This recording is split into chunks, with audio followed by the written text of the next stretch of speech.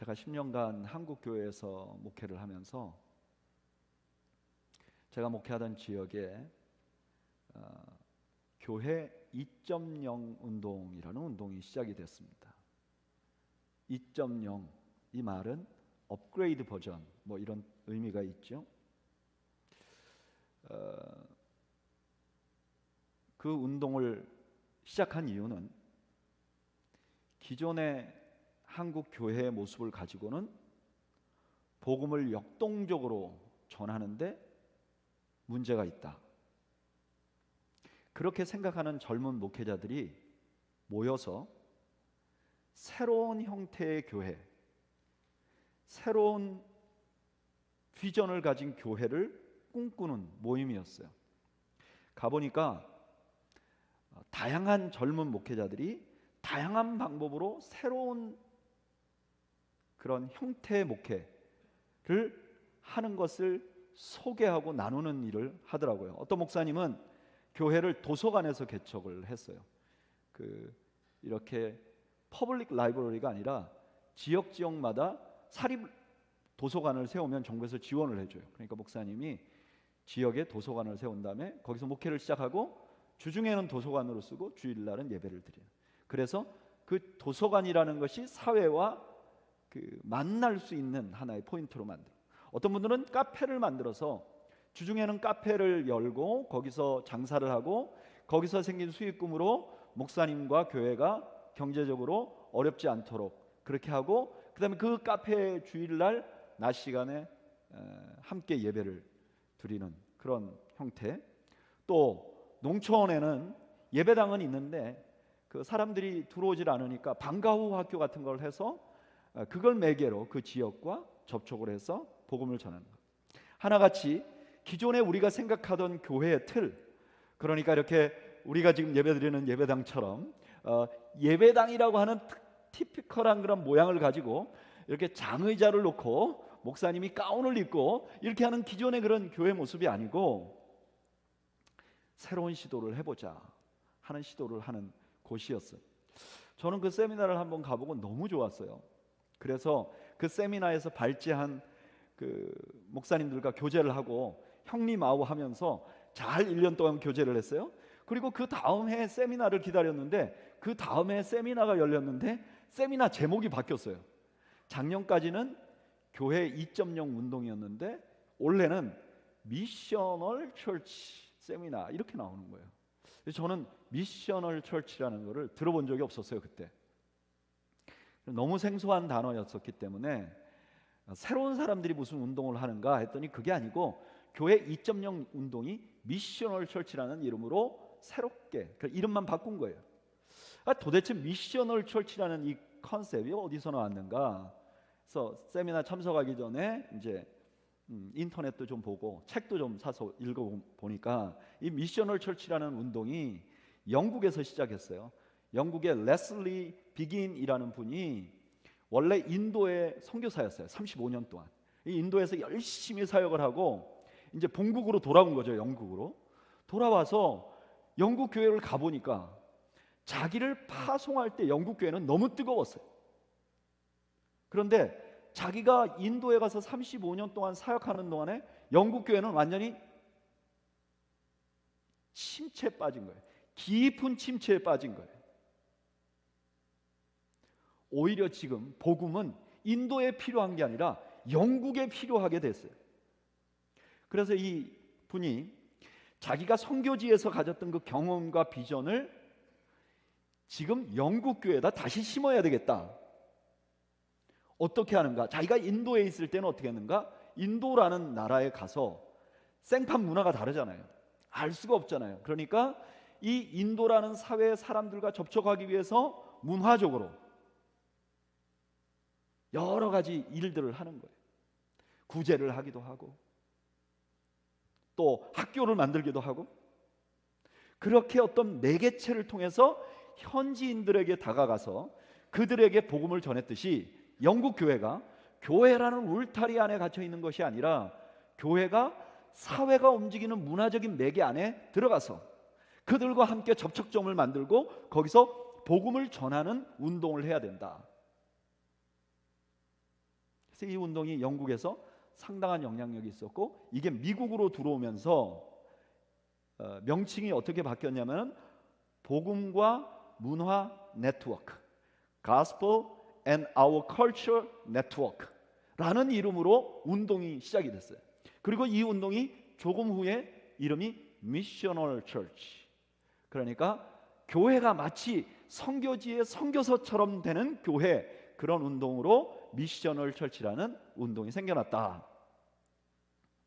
교회가 세상 안에서 세상과 소통하고 그를 통해서 복음을 전해야 하는 것이라는 운동이 미셔널 처치 운동인 거죠. 그런데 가만히 생각해 보니까 이것은 레슬리 뉴비긴이라는 선교사 출신의 목회자의 아이디어에서 나온 게 아니라, 가만히 따지고 들어가 보면 이것이 우리 주님의 방법이었더라고요. 그것을 확증하는, 증거해주는 증거가 방금 우리가 읽은 말씀입니다. 마태복음 5장 14절에 이렇게 말해요. 너희는 세상의 빛이라. 이건 누가 하신 말씀이죠? 예수님이 하신 말씀이에요. 누구에게 하신 말씀이죠? 제자들에게 하신 말씀이에요. 너희는 세상의 빛이라. 여러분, 이 말 안에는 세 가지 중요한 전제가 있습니다. 첫째는 세상은 어두움이라는 전제가 있어요. 너희는 세상의 빛이라고 말씀하신 주님께서 마태복음 5장 15절 그 다음 절에 이렇게 말해요. 사람이 등불을 켜서 말 아래 두지 아니하고 등경 위에 두나니 이러므로 집안 모든 사람에게 비치느니라. 원래 빛이라는 것은 어두움이 있을 때 빛이 필요한 거죠. 여기 등경이라고 하는 것은 낮에는 켜지 않습니다. 밤에만 켜는 거죠. 우리를 빛은 빛인데 등불로 비유하는 것은 우리가 있는 환경이 그 등불이 필요한 환경, 어두운 환경이라는 것을 의미하는 것입니다. 세상이 어둡다는 건 어떤 의미가 있는가? 근본적으로는 세상이 하나님을 모른다는 의미를 포함하고 있어요. 요한일서 1장 5절에 이렇게 말해요. 우리가 그에게서 듣고 너희에게 전한 소식은 이것이니 곧 하나님은 빛이시라. 아멘. 하나님이 빛이기 때문에 하나님이 없는 곳은 어두움이에요. 그러니까 어두움이라고 한다 그러면 그것은 하나님의 부재, 하나님을 모르는 곳이죠. 또 하나, 예수님 당시에 어두움이라고 말하는 것은 도덕적으로 건전하지 못한 것입니다.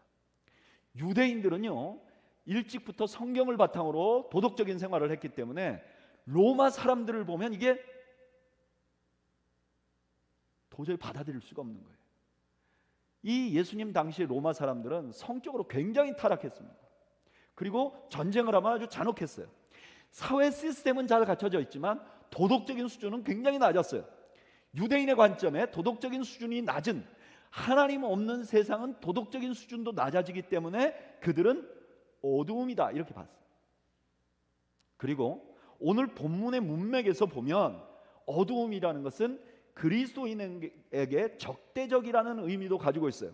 오늘 본문 바로 직전에 마태복음 5장 11절부터 13절에 예수님이 이렇게 말씀하세요. 나로 말미암아 너희를 욕하고 박해하고 거짓으로 너희를 거스려 모든 악한 말을 할 때 너희에게 복이 있나니 기뻐하고 즐거워하라. 하늘에서 너희의 상이 큼이라. 너희 전에 있던 선지자들도 이같이 박해하였느니라. 너희는 세상의 소금이니 소금이 만일 그 맛을 잃으면 무엇을 짜게 하리요? 후에는 아무 쓸데없어 다만 밖에 버려져 사람들에게 밟힐 뿐이니라.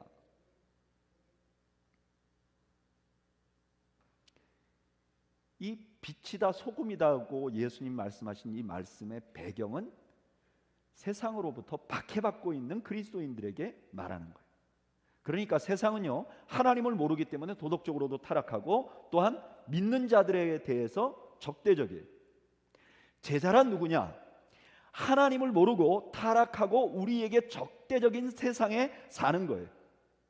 여러분 기억하시기 바랍니다. 세상은 복음에 대해서 적대적입니다. 이렇게 말하면 많은 분들이 그래요. 아, 그렇죠? 초대교회 시절에 보면 그 로마가 말이죠, 기독교를 박해했죠. 그렇죠? 우리나라에 복음이 처음에 들어왔을 때 일제시대 때 일본 제국주의자들이 예수 믿는 사람들을 핍박했죠. 그렇죠? 지금 무슬림 지역에 가보면 지금도 박해받는 사람들이, 선교사들이 많죠. 무언가 교회를 박해하는 세상은 무지하고 상식이 없고 교양이 없는 존재들 같이 느껴집니다. 근데 그렇지 않아요. 주님을 모르면, 하나님을 모르면 아무리 합리적이고 지성적이고 교양이 많아도 교회에 대해서 호의적인 자세를 갖지 않습니다. 오래전에 여기에 YWAM 예수전도단을 만드신 로렌 커닝햄 목사님이 이 산호세 지역에 왔어요. 와가지고 이 지역 목사님들과 모여서 식사도 하고 자기의 비전을 나눴어요. 근데 그분이 이런 얘기를 하더라고요. 이분이요, 전 세계를 다니면서 다 대학들에 가서 예수님이 누구신지 디베이트하고 강의를 했다는 거예요. 그래서 정말 우리가 상상할 수 없는 나라들에 다 가서 복음에 대해서 말씀을 한 거예요. 심지어 그때 당시에 러시아가 금방 열렸을 때 러시아에서도 했고요, 중국에서도 했었대요. 근데 자기가 들어가서 예수 그리스도에 대해서 강의를 할 수 없었던 단 하나의 학교가 있다는 거예요. 그 학교가 여기 가까운 스탠포드 대학. 놀랍죠? 스탠포드 대학 안에 가면 교회가 있어요. 믿는 분들이 만든 대학이에요. 그런데 기독교를 배경으로 하고 생겨났어도 그들이 그리스도를 모르면 복음에 대해서 적대적이에요. 여러분, 세상은 복음에 대해서 적대적입니다. 문제는 많은 그리스도인들이 내가 예수를 믿으면 세상이 나를 좋아할 줄로 착각해요. 그래서 예수 믿으면 운이 좋을 거라고 생각해요. 기도를 하고 로또를 사요. 네. 기도를 하면 로또가 될 거라고 생각하는 거죠. 직장을 기도하고 들어가면 나와 딱 맞는 상사를 만나서 나를 좋아해서 내가 직장 생활이 굉장히 행복해야 된다고 생각하고 기대해요. 아니, 그 정도는 아니어도 불행이 나를 피해갈 거라고 생각해요. 아니요, 세상은 우리를 싫어한다니까요. 다시 예수님께서 하신 말씀을 기억해보죠. 마태복음 5장 11절 12절. 나로 말미암아 너희를 욕하고 박해하고 거짓으로 너희를 거스려 모든 악한 말을 할 때 너희에게 복이 있나니. 세상은요, 우리를 좋아하지 않습니다.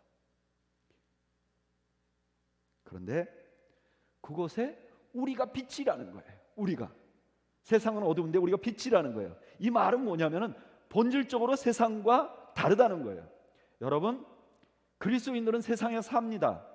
겉으로 보아서는 구분이 안 돼요. 이분이 그리스도인지 아닌지 알 수가 없어요. 그러나 우리는 달라요. 어떻게 다른가? 먼저 출신이 달라요.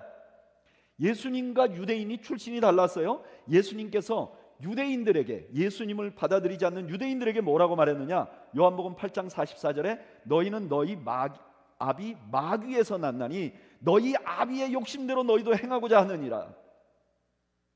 유대인들에게 너희는 마귀로부터 났어, 이렇게 말. 예수님은 하나님으로부터 오셨고.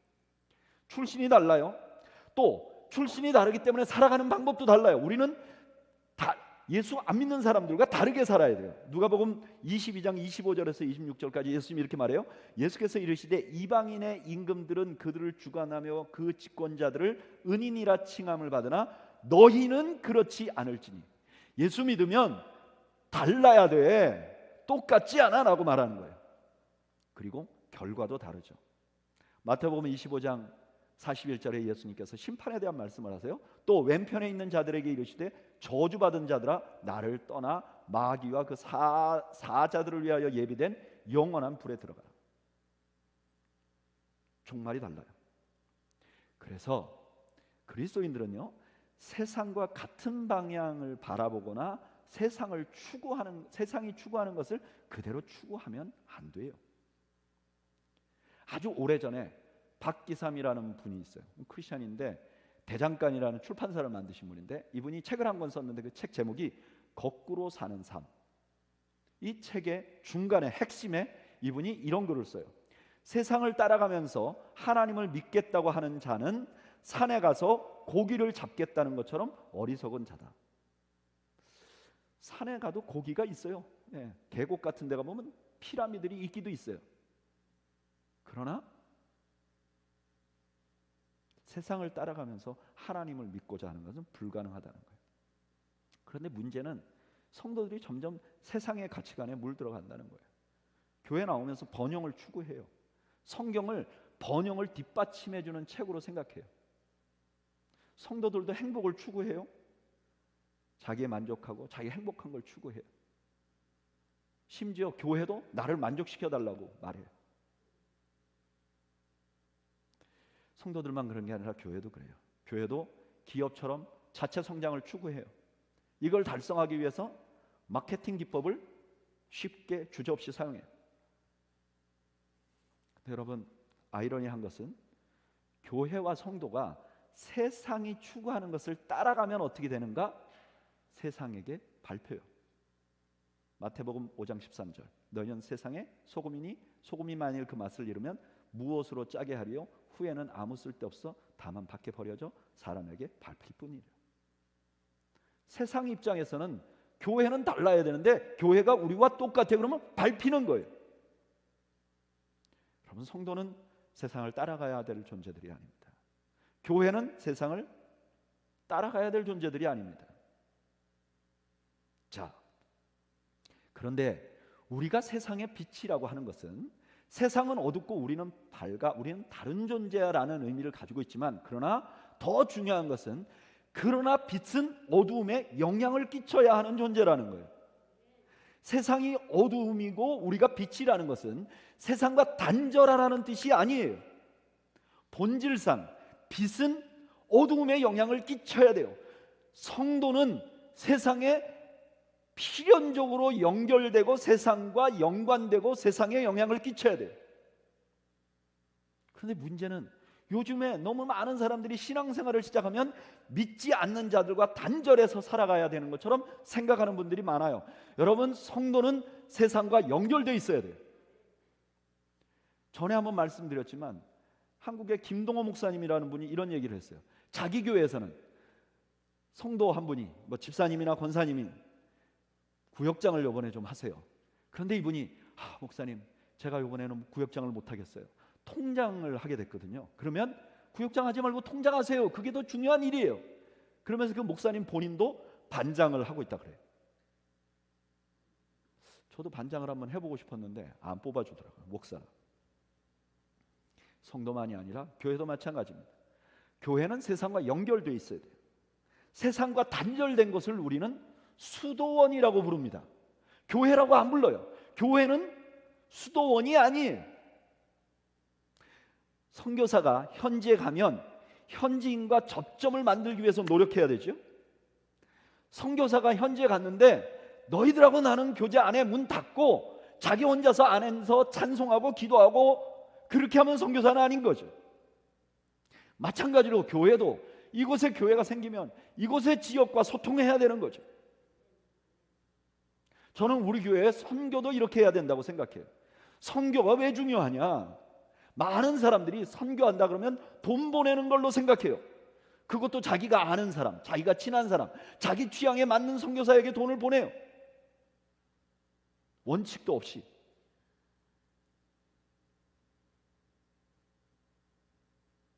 아니면 선교지에 가끔 방문해서 우월감을 가지고 도와줘요. 의료 선교 가서 아픈 분들 의료 체계가 없으니까 가서 도와줘요. 무언가 가르쳐줘요. 무언가 주려고 가요. 이렇게 하면 선교진 부흥하는데 우리는 죽어요. 영국 교회가 그랬어요. 임페리얼리즘을 가지고 선교를 하는 거예요. 하나님이 원하는 길이 아닙니다. 교회는 선교사를 후원해야 됩니다. 선교지를 후원해야 됩니다. 그리고 우리는 선교지를 방문해서 그들이 어떻게 적대적인 세상에서 복음을 전하는지 보아야 합니다. 그리고 그것을 배워야 합니다. 그것을 배워서 이곳에 와서 우리가 살고 있는 산호세라는 선교적인 필드에서 똑같은 일을 실천해야 하는 것입니다. 이렇게 하면 선교하는 교회가 사는 것입니다. 교회가 선교를 통해서 사는 것입니다. 저는 우리 교회에서는 결단코 제국주의적인 선교를 해서는 안 된다고 생각합니다. 저는 반대합니다. 우리가 선교지에 있는 분보다 우월해서도 아니고 더 잘 살아서도 아닙니다. 선교 현장에서 일하는 선교적인 사명이 어떤 것인가를 가서 우리가 배우고 다시 돌아와서 우리가 살고 있는 이 삶의 현장에서 선교적인 삶을 살아야 하는 것이죠. 근데 여기서 질문이 생깁니다. 그럼 우리가 세상에 영향을 끼쳐야 되는데 어떻게 끼쳐야 합니까? 예수님께서 마태복음 5장 16절에 그 답을 해주십니다. 우리 다 같이 읽어볼까요? 오늘 설교의 핵심 같은 말씀입니다. 우리 다 같이 읽어보죠. 시작. 이같이 너희 빛이 사람 앞에 비치게 하여 그들로 너희 착한 행실을 보고 하늘에 계신 너희 아버지께 영광을 돌리게 하라. 아멘. 빛이 뭐죠? 예수님 말씀하신 빛이 뭐예요? 착한 행실이에요. 선을 행해야 돼요. 성도는 이런 사람이에요. 세상을 향해서 선을 행하는 사람. 세상이 자기에 대해서 적대적이지만 선을 행하는 사람. 저는 우리 그레이스밸리 교회 성도 여러분들이 개인적으로 선을 행하는 여러분들이 되시기를 바랍니다. 여러분들의 직장에서 여러분들이 선을 행하시기 바랍니다. 여러분들의 가정에서 여러분들이 선을 행하시기 바랍니다. 여러분들의 친구 그룹에서 여러분들이 선을 행하시기 바랍니다. 목사님, 저는 생겨먹기를 원래 못되게 생겨먹어서 죽어도 선을 못합니다. 그러면 웃기라도 하시기 바랍니다. 인사라도 하시기 바랍니다. 식당에 가서 팁이라도 많이 놓기를 바랍니다. 선을 행하다가 손해보거나 오해를 받아도 중단하면 안 됩니다. 갈라디아서 6장 9절 이렇게 말합니다. 우리가 선을 행하되 낙심하지 말지니 포기하지 아니하면 때가 이름에 거두리라.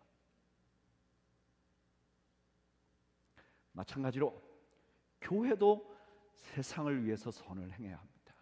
교회도 세상과 네트워크 되어야 됩니다. 연결이 되어야 됩니다. 그리고 우리가 살고 있는 이 지역을 위해서 선을 행해야 됩니다. 교인의 숫자가 많은 소위 세속적으로 큰 교회는 큰 도움을 지역에 줘야 합니다. 작은 교회는 작은 도움을 지역에 주어야 합니다. 이것이 그리스도인이 맛을 내는 것이고 이것이 바로 빛을 비추는 일입니다. 이렇게 할 때, 우리가 이런 일을 할 때 비로소 하나님이 영광을 받으신다고 합니다. 여러분, 하나님이 영광을 받으시는 것은 두 가지 방법이 있습니다. 하나는 우리가 믿는 사람들끼리 모이는 것입니다. 그리고 우리가 화목하게 되는 것입니다. 그리고 우리가 하나님께 영광을 돌리고 예배하는 것입니다. 그러나 또 하나 중요한 하나님이 원하시는 영광 받으시는 방법이 있습니다. 그것은 우리가 하나님을 모르는 사람들에게 선을 행해서 그분들의 입으로 하나님을 높이는 것입니다. 교회는 이 두 가지 방법 모두를 포기해서는 안 됩니다. 교회는 세상과 네트워크가 되어야 됩니다. 그때 비로소 하나님의 영광을 받으시는 것입니다. 예전에 제가 목회하던 교회에서 예배당이 새로 만들어졌습니다. 많은 성도들이 자기의 소중한 물질을 헌금해서 넉넉하지 않은 예산의 교회가 예쁜 예배당을 갖게 됐습니다. 그때 제가 기도하면서 하나님, 우리가 이것으로 이 실리콘밸리라는 지역에 어떤 일을, 어떤 섬김을 하면 좋을까요? 근데 그때 마침 이런 일을 보게 됐습니다. 이 지역에 의외로 부부가 일을 하는 분들이 굉장히 많습니다. 그래서 학교가 매우 중요한 거예요. 학교가 계속 지속되어야 이 부모들은 적어도 9 to 3 정도는 아이들을 학교에다 맡기고 그 다음에 자기들은 일을 하는 겁니다. 그리고 대부분의 아이들은 학교가 끝나면 한국하고 비슷하게 방과 후 뭔가 과외를 하는 거예요. 좀 특이한 지역이에요. 그런데 이분들이 아주 난감한 때가 있습니다. 방학이에요. 방학이 시작되면 이 아이들을 어떻게 해야 될지 몰라서 고민에 빠지는 거예요. 그때 우리가 이렇게 생각했어요. 우리 교회는 이 지역의 가장 큰 교회도 아니고, 우리 교회는 다인종들이 다 모여있는 교회도 아니고, 주로 한국 사람들, 그 다음에 플러스 에이시언이 좀 모여있는, EM이 있었으니까 에이시언이 좀 모여있는 교회. 우리가 여름에 이 지역에서 모든 아이들은 안 되겠지만 한 100명만, 방학 내내는 안 되겠지만 일주일간 아이들을 맡기면 부모들이 걱정하지 않고 아이들이 양질의 교육을 받으면서 있도록 만들자. 그래서 그때 성경학교, 여름 성경학교를 하는데 100명을 모집해서 그 아이들을 돌보자. 그때 교회 안에 주일학교가 유치부부터 5학년까지 30명이 안 됐어요. 30명이 안 되는 주일학교가 100명의 아이들을 섬긴다는 것도 어렵고, 보통 VBS는 9시에 시작해서 1시쯤이면 끝나요. 이 지역이. 아니면 오후에 하던가. 근데 그때 저희는 9시부터 오후 5시까지. 우리 교인들의 자녀가 우선 되지만 그 나머지 사람은 신청하는 순서대로 받고, 가능하면 똑같이 신청을 하면 교회를 안 다니는 분에게 우선을 주고, 똑같이 신청을 했다면 한국인이 아닌 분에게 우선권을 주자. 한 100명 정도가 그 해에 찼습니다. 많은 아이들이 들어왔고, 그때 많은 성도들이 헌신을 했어요. 자기들의 시간을 내고. 근데 제가 참 잊지 못하는 한 분이, 중국 분이신데 아이를 둘 데리고 있는 분이에요. 매년 여름만 되면 이 아이들을 어떻게 해야 될지를 모르는 거예요. VBS 하는데 보내면 1시나 3시나 끝나버리니까 그 다음에 오히려 더 불편하게 된 거예요. 근데 이 교회는 5시까지 아이들을 데리고 9시부터 1시까지는 성경 학교를 하고, 점심 먹고 1시 이후에는 특활방을 만들어서 드럼도 가르치고, 우리 장 목사님 그때 드럼 가르치시죠.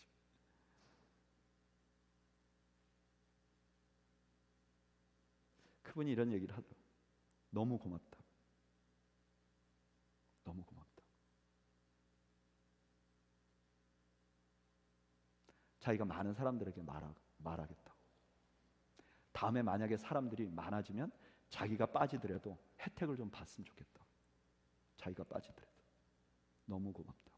그분이 안 믿는 분이세요.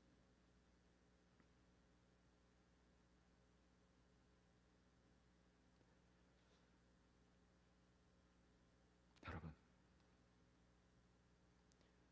교회는 그 지역에서 믿지 않는 사람의 입으로 하나님을 높이도록 하는 사명이 있다는 것을 잊지 않는 저희가 되기를 바랍니다. 여기 한 가지 의문이 있습니다. 그러면 우리 주님께서 제자들에게 그냥 선을 행하고 살아라, 그러면 되는데 왜 너희는 빛이라고 말했을까요? 아니 그냥 착한 일을 하고 살아 그러면 될 텐데 왜 굳이 빛이라고 말했을까요? 우리는 그 대답을 요한복음 9장에서 찾을 수 있습니다. 우리 한번 찾아볼까요? 요한복음 9장 5절 다 같이 읽어보겠습니다. 읽어보죠. 시작. 내가 세상에 있는 동안에는 세상의 빛이로라. 아멘. 예수님이 세상에 계시는 동안은 빛이셨어요. 근데 예수님께서 오늘 부활하셨어요. 그리고 승천하셔서 보좌 우편에 앉아 계세요. 이 땅에는 이제 예수님의 몸으로서 교회가 있어요. 그러니까 당연히 이 교회가 이제는 예수님이 이 땅에 계셨을 때처럼 빛의 역할을 해야 돼요. 그러니까 우리가 빛이라고 말하는 것은 우리가 단순히 선을 행하는 것이 아니라 예수님처럼 살아달라는 부탁이에요. 여러분, 예수님은 어떻게 사셨어요? 원래 하나님이셨어요. 하나님의 아들이셨어요. 보호자에 계셨어요. 근데 그분이 사람이 되셨어요. 이 땅에 오셨어요. 예수님이 이 땅에 오심, 태어남 자체가 선교적인 오심이에요. 이곳에 오셔서 예수님의 가장 중요한 목적은 십자가의 죽으심이었어요. 그리고 예수님이 이 땅에서 하셔야 될 가장 큰 일은 진리를 선포하는 것이었어요. 그런데 예수님이 이 땅에 오셔서 설교만 하지 않았어요. 누구든지 만나면 그 사람을 외면하지 않았어요. 그 사람에게 다가갔어요. 그리고 그 사람을 가르치려고 하는 게 아니라 그 사람의 필요를 보았어요. 그리고 그 사람의 필요를 채워주셨어요. 선을 행하셨어요. 여러분 기억해 보세요. 예수님은 한 번도 눈 뜨고 싶은 사람에게 예수 천당 하지 않았어요. 아들이 죽은 과부에게 사형리를 들이대지 않으셨어요. 그와 함께 우셨어요. 그의 필요를 보셨어요. 그리고 그분은 전능하셨기 때문에 그 일을 행하셨어요. 그리고 그것으로 복음이 전파되셨어요. 우리를 세상의 빛이라고 말하는 것은 단순히 너희 예수 믿는데 잘 걸렸어, 내가 너희들 구원해 줬으니까 그 대가로 세상에서 선을 행하며 살아, 그런 게 아닙니다. 우리에게 빛으로 세상에 선을 행하며 살라고 한 것은 우리가 예수님을 닮아가는 특권을 우리에게 주신 것입니다. 여러분, 오늘은 부활주일입니다. 그리스도인은 누군가? 예수님이 십자가에 죽으셨다가 살아났음을 믿는 사람들입니다. 그런데 그들의 삶에 예수님이 보이지 않는 것입니다. 예수님을 믿는 것은, 부활하신 예수님을 믿는다는 것은 지금 주님께서 살아계심을 믿는 것입니다.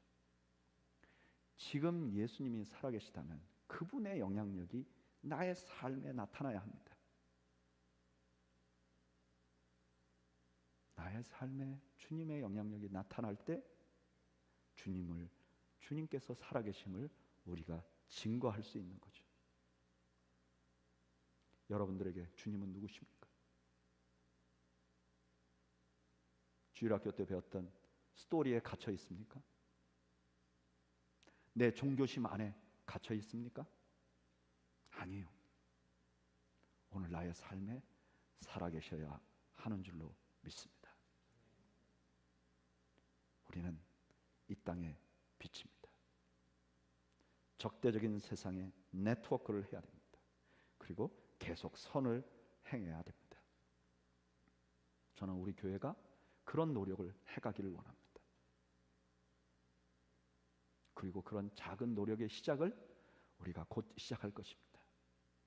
광고 때 말씀을 드렸지만 우리 교회가 지난해 코비드가 생기면서 성도들이 특별 헌금을 했습니다. 너무나 소중한 헌금이었습니다.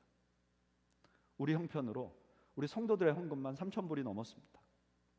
우리 성도들 가운데 우리 교인들 가정에 누구라도 코비드로 인해서 일을 못해서 경제적인 타격을 받으면 적어도 한 달치 아파트비, 한 달치 몰개지는 내주자 하는 입장에서 모았던 것입니다.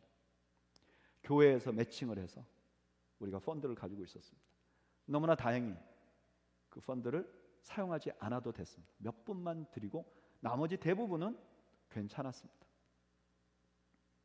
이제 코비드가 완전히 끝난 건 아니지만 그 펀드를 다시 쓸 일이 없을 것 같습니다.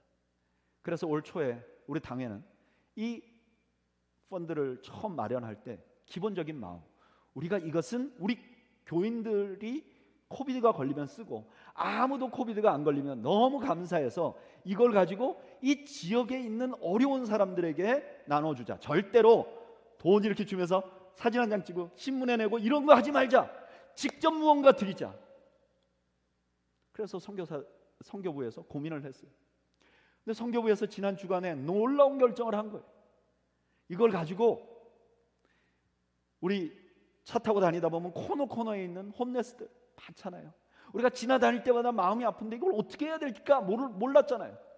그런데 그날 조그만 몽투에 이분들이 필요한 치약이나 칫솔이나 아니면 양말이나 속옷도 넣고 거기다가 맥도날드 기프트 카드도 넣고 해서 이걸 가지고 한 가정에 2개 혹은 3개씩 봉투를 가지고 예배 끝나고 5월 8일 날 예배 끝나고 모여서 봉투 다 만들어서 우리가 각자 가져갈 봉투 만들어서 2개씩 혹은 3개씩 한 가정에 들고 집으로 가면서 가는 도중에 내가 만나는 코너에 있는 그분에게 이걸 전달해 주는 거죠.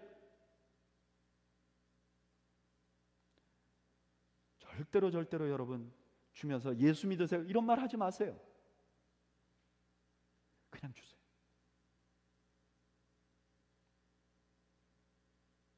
그리고 일주일 동안 그걸 다 나누고 그 다음 주에 예배 후에 우리가 다 소그룹으로 모이겠습니다.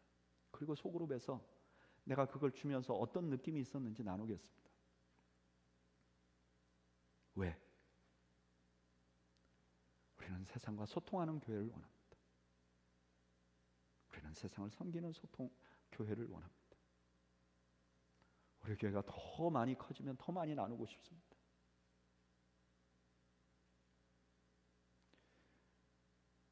이것이 저는 시작점이 될 거라고 믿습니다.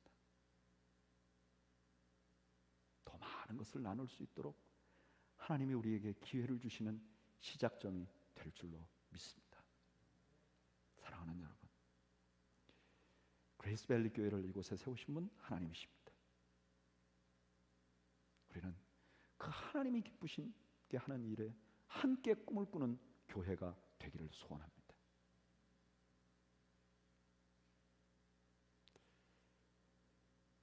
선을 통해서 주님을 닮아가는 것, 그것이 바로 우리가 추구해야 될 일인 것입니다.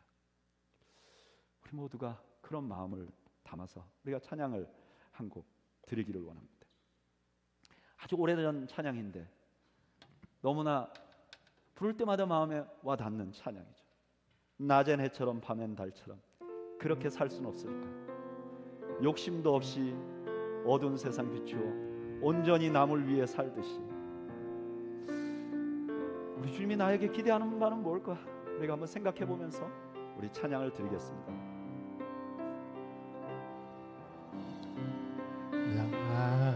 낮엔 해처럼 밤엔 달처럼 그렇게 살 순 없을까? 욕심도 없이 어두운 세상 비추어 온전히 남을 위해 살듯이 나의 일생에 꿈이 있다면 이 땅에 빛과 소금 되어 가난한 영혼 지친 영혼을 주님께 인도하고픈데 나의 욕심이 나의 못난 자가 언제나 커다란 짐되어 나를 짓눌러 맘을 곤곡해 하니 예수여 나를 도와주소서. 예수님처럼 바울처럼 예수님처럼 바울처럼 그렇게 살 순 없을까? 남을 위하여 당신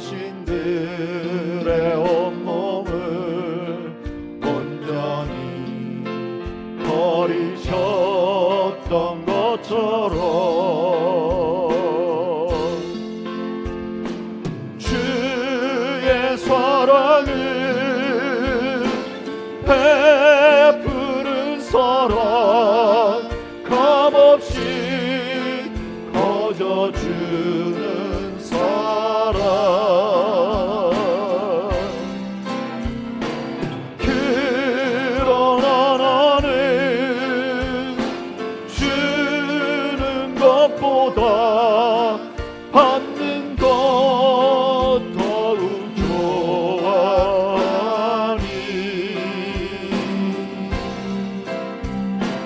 나의 입술은 주님 닮은 듯하나 내 맘은 아직도 주하여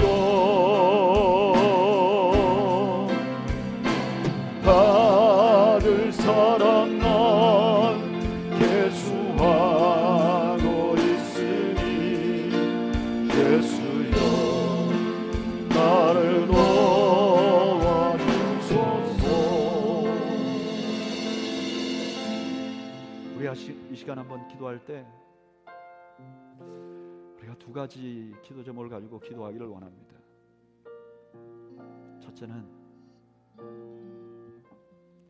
지금 나의 삶 속에 나에게 적대적인 곳은 어디입니까? 내 직장입니까? 내 가정입니까? 내 친척들입니까? 내 친구들입니까? 그곳에서 주님이 여러분들에게 무엇을 하라고 말씀하시는지 들으시기를 바랍니다.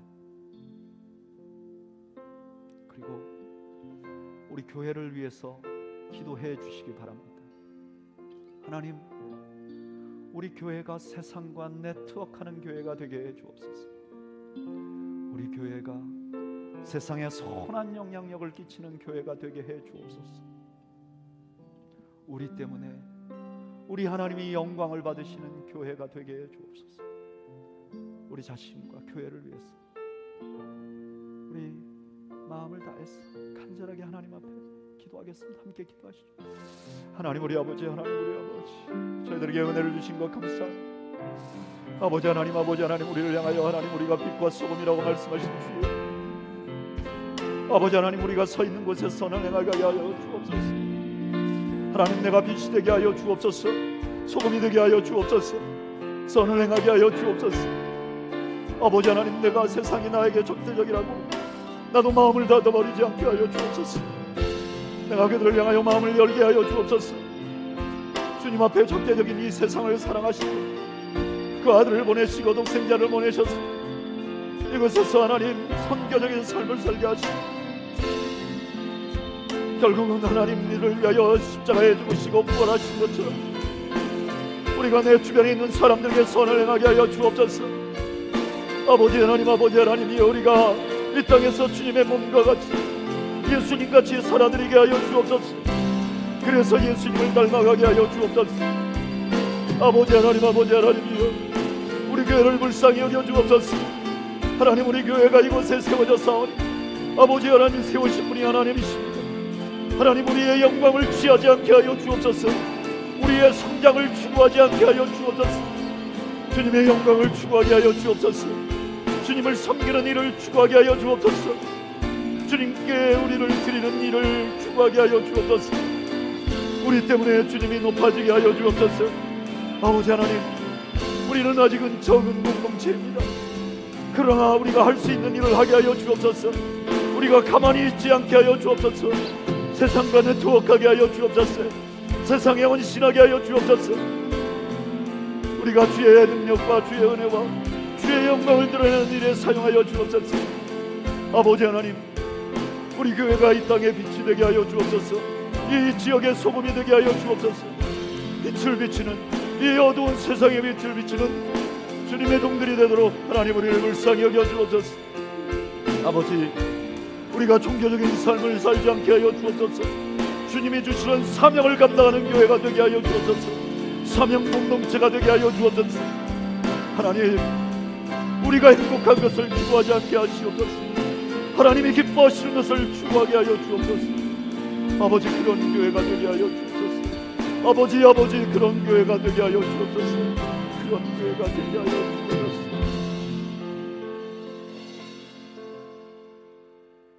이제는 이 땅에 빛으로 오신 우리 구주 예수 그리스도의 은혜와 하나님 우리 아버지의 크신 사랑과 성령님의 교통하시고 인도하시는 역사가 오늘 이 땅에서 빛으로 살아가며 세상과 네트워크하며 세상의 선을 행하기로 다짐하는 주의 백성들 머리머리 위와 이들의 가정과 생업 위에 지금으로부터 영원 무궁토록 함께 있을지어다. 아멘.